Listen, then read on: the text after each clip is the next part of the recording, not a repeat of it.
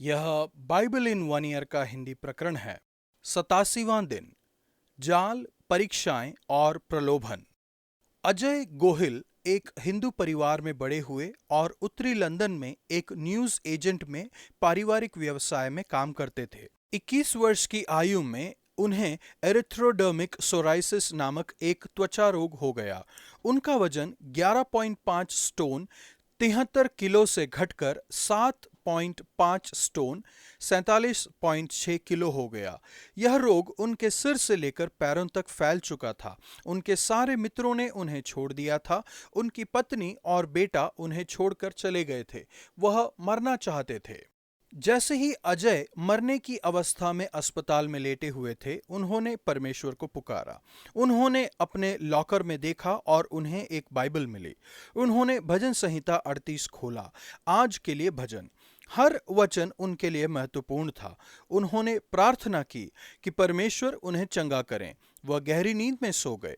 अगले दिन सुबह वह पूरी तरह से चंगे हो चुके थे। उनकी त्वचा शिशु के समान नई हो चुकी थी और उनका पूरा जीवन पूरी तरह से बदल चुका था। वह फिर से अपने बेटे के साथ रहने लगे। एचटीबी में एक सभा में मैंने उनका साक्षात्कार किया। उन्होंने बताया, हर दिन मैं यीशु के लिए जीता हूं। जीवन एक आसान यात्रा नहीं है। आप बहुत सी चुनौतियों का सामना करेंगे। आज जिस किसी चीज का आप सामना कर रहे हैं, परमेश्वर आपको बचाने में सक्षम है।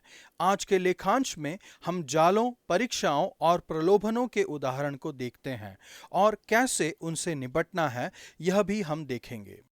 भजन संहिता 38 का 1 से 12 तक। जाल। दाऊद जानते थे कि स्वास्थ्य में खराबी का अनुभव कैसा होता है।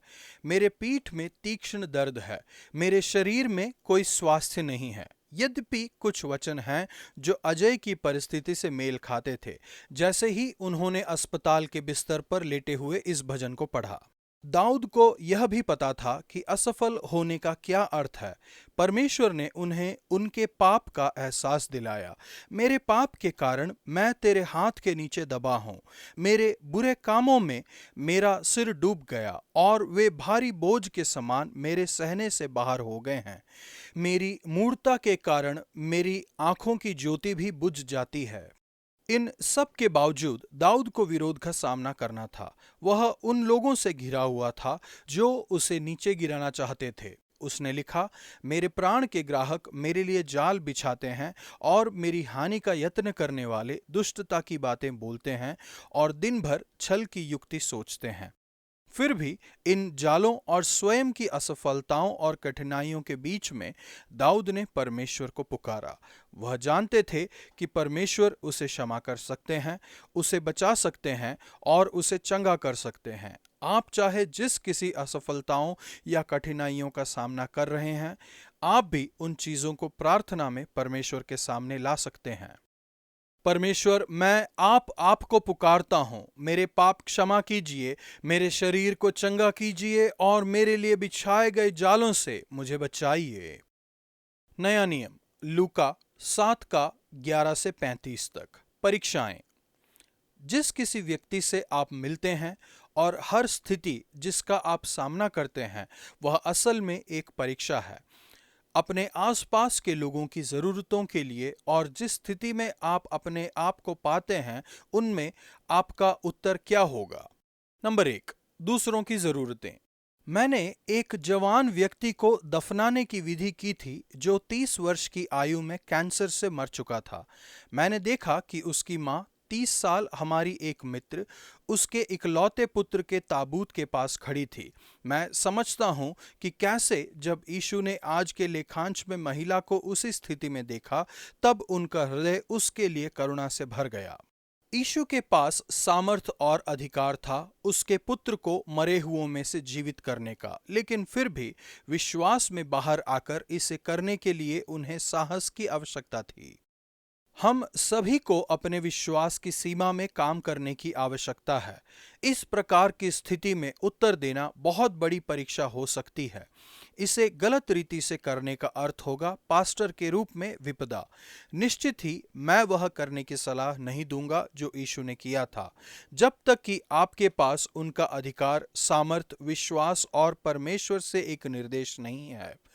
लेकिन हमें सभी जरूरतमंदों के लिए सही वचने और सही उत्तर को अवश्य ही खोजना चाहिए।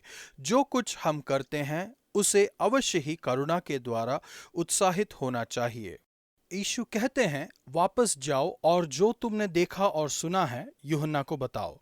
अंधे देखते हैं, लंगड़े चलते हैं, कोढ़ी शुद्ध होते हैं, बहरे सुनते हैं, मरे हुए जीवित होते हैं और गरीबों को सुसमाचार सुनाया जाता है। शायद से आप ये सारी चीजें न कर पाएं, लेकिन आप बीमारों के लिए प्रार्थना कर सकते हैं और आप निश्चित ही गरीबों को अच्छा सुसमाचार सुना सकते हैं। नंबर 2, आलोचना। इस तथ्य के बावजूद कि यीशु बहुत कुछ कर रहे थे जो कि असाधारण, अद्भुत और जीवन को बदलने वाला था, तब भी सभी ने उन्हें स्वीकार नहीं किया। उस समय के धार्मिक लीडर्स ने उनके लिए परमेश्वर के उद्देश्य को नकार दिया और यूहन्ना और यीशु के विरुद्ध झूठे आरोप लगाए। आलोचना के प्रति आप कैसा उत्तर देते हैं, यह भी एक परीक्षा है। यीशु ने कहा, यूहन्ना बपतिस्मा देने वाला न रोटी खाता आया न दाखरस पीता आया, और तुम कहते हो उसमें दुष्टात्मा है। मनुष्य का पुत्र खाता पीता आया है और तुम कहते हो देखो पेटू और पियक्कड़ मनुष्य, चुंगी लेने वालों का और पापियों का मित्र। यीशु कह रहे हैं कि आलोचना को नजरअंदाज करना लगभग असंभव है।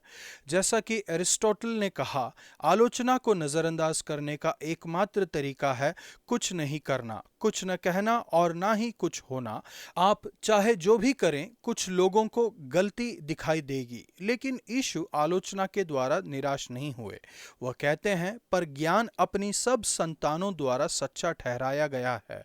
शायद से उनका अर्थ है कि अंत में बुद्धि और यीशु के कार्य परिणामों के द्वारा साबित हो जाएंगे, या हम कहें पकवान का प्रमाण खाने से पता चलता है। यीशु और यूहन्ना बपतिस्मा देने वाला दोनों बहुत अलग थे, लेकिन वे दोनों बुद्धि की संतान थे। परमेश्वर मेरी सहायता कीजिए कि आज मैं जिस किसी से मिलता हूं उनसे सही शब्दों को बोलूं, अच्छा समाचार लाऊं, करुणामयी हृदय रखूं और दूसरों की सेवा करने का प्रयास करूं, जैसा कि यीशु ने किया। पुराना नियम, गिनती 23 का 27 से 26 के 11 तक। प्रलोभन। आज हमने जिन घटनाओं के विषय में पढ़ा वे एक चेतावनी के चिन्ह हैं। 26:10। जैसा कि हमने देखा है, जब पौलुस प्रलोभनों के विषय में लिखते हैं 1 कुरिन्थियों 10, वे इस खंड को गिनती की पुस्तक के साथ मिलाकर बताते हैं और कहते हैं कि यहाँ पर जो लिखा है वह एक चेतावनी है।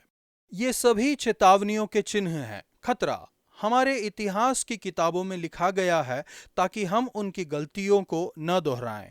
हम इसे बिगाड़ने में उतने ही सक्षम हैं जितना कि वे थे। आप उतनी ही सरलता से अपने मुंह के बल गिर सकते हैं जितना कि कोई दूसरा गिर सकता था। आत्मविश्वास के बारे में भूल जाइए, यह बेकार है। परमेश्वर विश्वास को विकसित कीजिए। 1 कुरिन्थियों 10 का 11 और 12। हमें किस चीज की चेतावनी मिल रही है? ये प्रलोभन क्या है? नंबर 1, काला जादू। जादू टोना कभी भी अनुवाद है भावी कहलाना का अर्थ है दैवीय जादुई ताकत के पास जाना जो परमेश्वर की ओर से नहीं मिलती है, कुछ ढूंढने के लिए या कुछ करवाने के लिए। आज हम कुंडली, टैरट कार्ड, भविष्य बतलाने वाले, ओझा बोर्ड्स, हाथ पढ़ने वाले इत्यादि का उपयोग देखते हैं। लोग जानना चाहते हैं कि क्या होने वाला है, विशेष रूप से मुसीबत के समय में। वे कभी कभी इन गलत तरीकों में चले जाते हैं। बालाम का जीवन एक जिज्ञासु मिश्रण था। एक बार वह परमेश्वर के आत्मा की प्रेरणा में काम करने में सक्षम था। गिनती 24 का 2। उसने एक महान मसीहा की भविष्यवाणी की। याकूब में से एक तारा उदय होगा और इस्राएल में से एक राजदंड उठेगा। याकूब में से एक अधिपति आएगा जो प्रभुता करेगा। यीशु अपने आप को भोर का तारा कहते हैं। प्रकाशित वाक्य 22 का 16। फिर भी नए नियम में बालान दोषी ठहरा है। हम यहाँ पर इसके कारण को देखते हैं। वह एक जादू टोना करने वाला था। सामान्य रूप से उसे भावी कहने के लिए फीस मिल सकती थी, गिनती 22 का 7, और उसके जादू टोने के लिए अच्छा इनाम मिल सकता था, 24 का 11। जिस क्षण उसने परमेश्वर के आत्मा के अधीन काम किया वह अपवाद थे। ऐसे समय थे जब उसने बाकी समयों की तरह जादू टोने का सहारा नहीं लिया। नंबर 2, व्यभिचार। लोग यौन संबंधी कुकर्म करने लगे। पुरुष मोआबी लड़कियों के संग कुकर्म करने लगे। उन सभी ने धोखा खाया। परमेश्वर का न्याय उनके विरुद्ध उठा और विशेष रूप से उनके एक लीडर जिम्री, शिमोनियों का प्रधान। व्यभिचार ऐसा एक प्रलोभन नहीं है जिससे चर्च के लीडर मुक्त हैं। यदि लीडर असफल हो जाते हैं तो यह और भी गंभीर और हानिकारक है, उनके प्रभाव के कारण। नंबर 3, परमेश्वर का विकल्प। लोग परमेश्वर के प्रति वफादार नहीं थे। उन्होंने दूसरे देवताओं की आराधना की और उनके सामने दंडवत किया।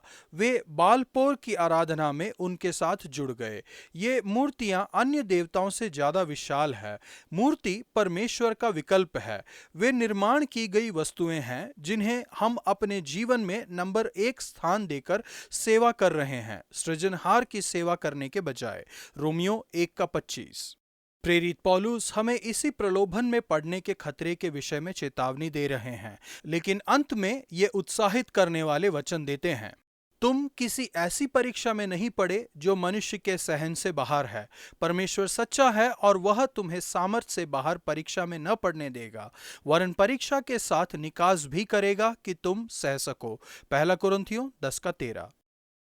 पिता, शत्रु के प्रलोभन के विरुद्ध खड़े रहने में मेरी मदद कीजिए। मैं ऐसा कोई काम न करूं जो यीशु के नाम को अपमानित करे। मैं जो भी करूं उन सभी में आपके नाम को महिमा मिले। लूका 7:11 से 35। यहाँ पर हम यीशु की असाधारण करुणा और सामर्थ को देखते हैं।